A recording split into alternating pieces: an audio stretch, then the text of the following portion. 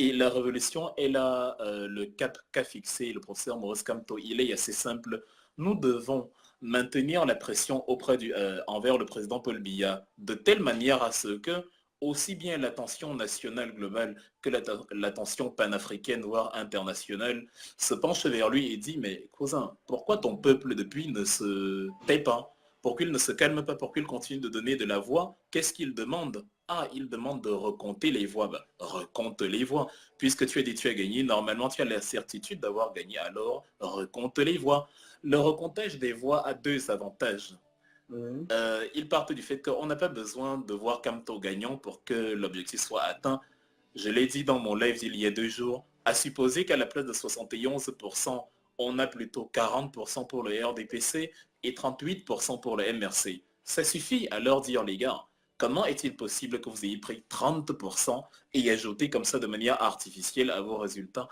Ça veut dire que ces institutions ne sont pas crédibles. Et j'avais pris un exemple pour les cas flagrants, le cas de Transparency International. On a Oui. pris des joueurs de billard, des joueurs de ping-pong, des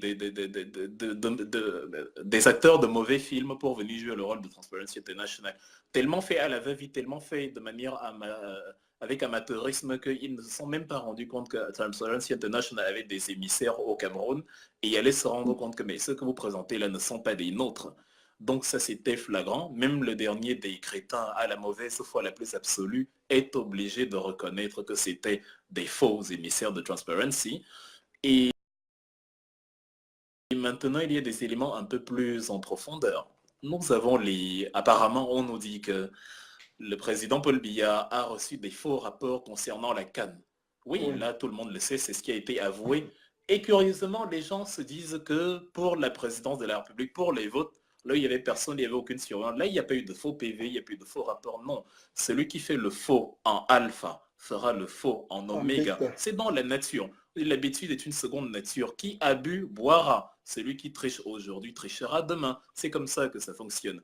Donc s'ils ont triché pour un petit élément de pub qu'est la canne, à combien plus forte raison ont-ils triché pour un élément dont dépend leur survie comme la présidence de la République? C'est une simple question de logique, une simple question de rationalité. Donc le recomptage des voix va aboutir à ce genre de conclusion où on va dire, ben, il est comme out, Conseil constitutionnel, foutez le camp, et on va reconstruire les institutions. Et alors pourquoi, comment est-ce que ça peut marcher? Comment est-ce que ça doit marcher? Il faut que ce soit des émissaires de différents pays, de préférence africains, parce que comme je le dis toujours, je n'aime pas, c'est l'autre revers de la médaille, je n'aime pas voir les Européens dans nos affaires.